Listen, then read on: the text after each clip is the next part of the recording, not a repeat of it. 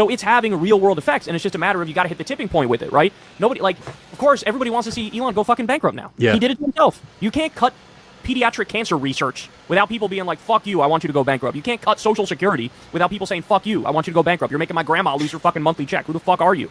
And so it's time to pay the piper. And now people are fucking acting. It's because they really, I've never seen anybody overreach as quickly and as aggressively as these guys have overreached. And there has to be fucking payment for it. There has to be consequences, or else the message they'll take away if they get away with all this shit is any rich asshole who wants to hijack the government, do whatever they want, they'll be able to do it from now until the end of time. And so people are drawing a line and they're like, fuck you, we're just not going to let you do it. Yeah, that's where, I mean, like, I hope people get out and vote, and the tide switches back. They will. If they don't steal it, if the Republicans can't steal it, you're going to see, I said this on my show the other day, you're going to see literally, like, we've never seen it before in modern history. Everybody thinks, like, yeah, elections are relatively evenly split. You know, like, it's always one person wins by a little bit or whatever.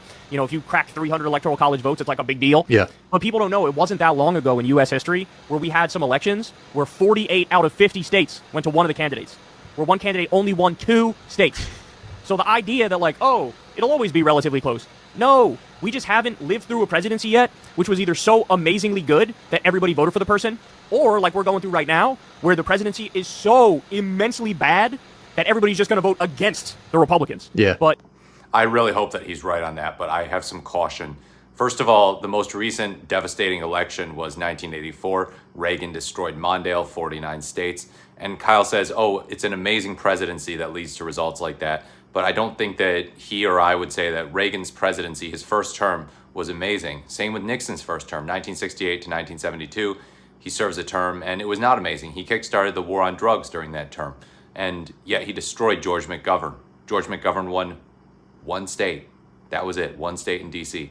It was a terrible election for Democrats and not necessarily an amazing first term for a Republican president. So we have to be cautious.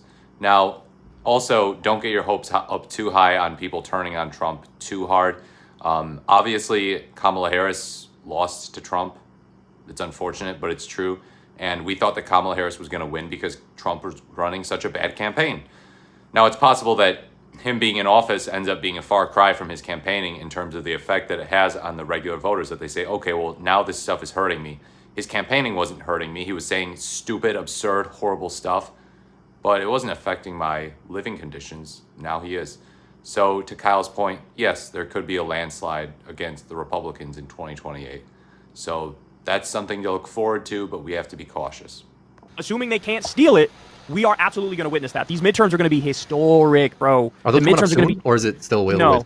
It's still a little. It's 2026, so it's still a little way away. But we've had some special elections which have given evidence of how pissed off people are. And the fact of the matter is, they show no signs of stopping. They show no signs of slowing down. They're just going to go 100 miles an hour from now until then. And in that scenario, man, these Republicans are going to get wiped the fuck out from coast to coast, and it's going to be a glorious thing. And I mean, They really did start off on bad footing, the Trump administration. You'd think if they had delayed this whole nonsense till December this year, maybe, you know, they might not just go from bad to worse to worse to worse to worse, you know, just keep getting worse. But yeah, they started off in a bad spot, and it's hard to see them really digging themselves up. This is all intentional too. It probably is, you know, he's screwing people over. Elon Musk, you know, he gets to run the government. That's intentional. That's by design. This is a presidency for the oligarchs. It's a presidency for the rich. And it's a presidency that is a giant middle finger to every normal person, every person who is not wealthy, every person who actually cares about common sense. So I do agree with Kyle that I don't know if Trump's going to save himself. I just don't know.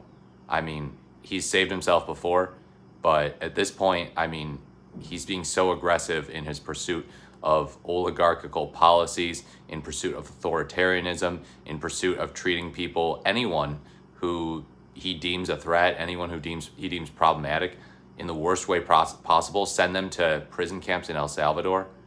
So yeah, there's going to be a backlash. I think we will see a blue wave in 2026. I don't know about Republicans taking an electoral college shellacking in 2028, but we will see. Let me know if you agree with Kyle in the comments below. I hope he's right, but I just have to throw my caution in there. Like, comment, or subscribe to the channel. Thank you so much for watching, and I look forward to speaking to you in my next video.